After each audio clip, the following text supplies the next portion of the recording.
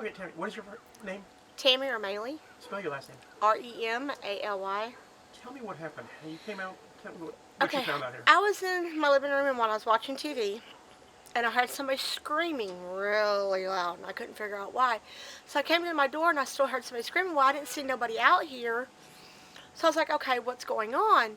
Well, then I turned around, and I went and got my keys, and I came out, and I got my car, and I went up the corner up here, and I seen a woman laying in the ditch, and there was four dogs on her. There was 3 pit bulls and another black dog attacking her, tearing her up.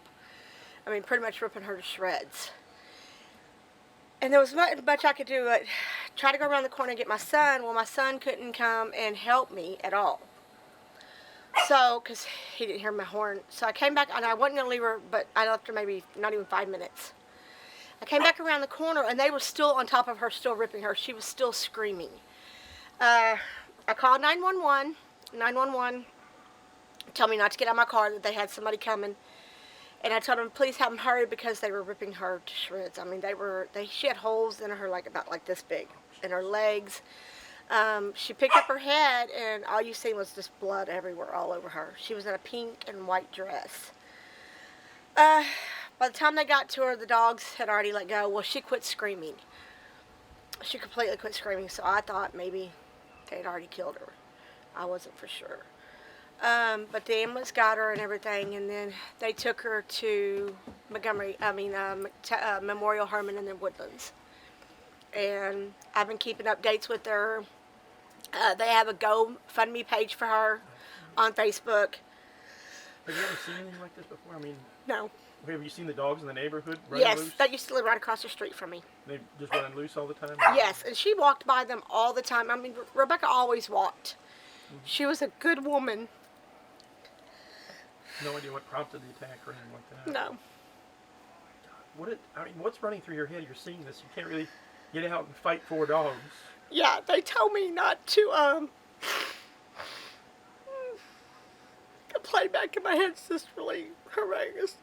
The 911 told me not to get out because, they could have attacked me. Mm-hmm.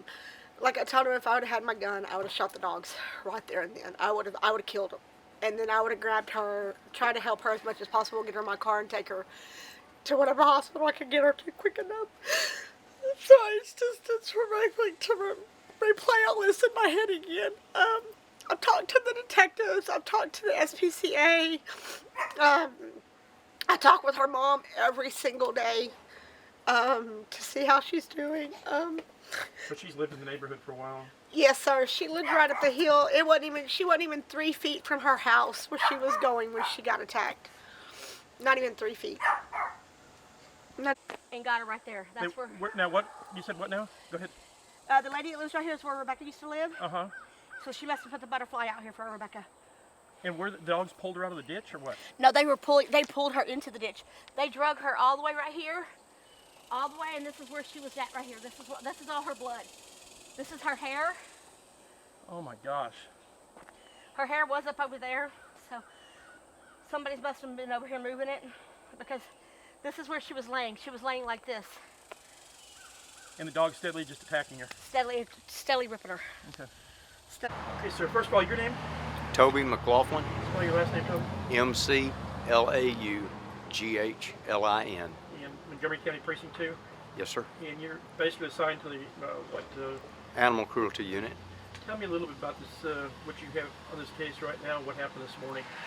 What happened this morning was we had a court hearing that determined the dogs were vicious and to be put down. Okay, so this is going to be a problem out in that area. You've got quite a few around Magnolia, just seeing them today, this morning, just running around. Yes, the dogs are rampant out in that particular area in Hazy Hollow, and had reports of several of them being vicious.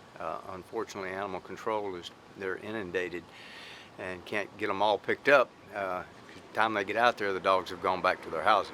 What's the person's responsibility in something like this, especially where you have a woman attacked like she was and you've got someone that owns the dogs? What's their responsibility in something like this? With the new state law, or the original law, is that they are required to keep their dogs contained within their property, and when they're not in their property, they are required to be on a leash. Okay.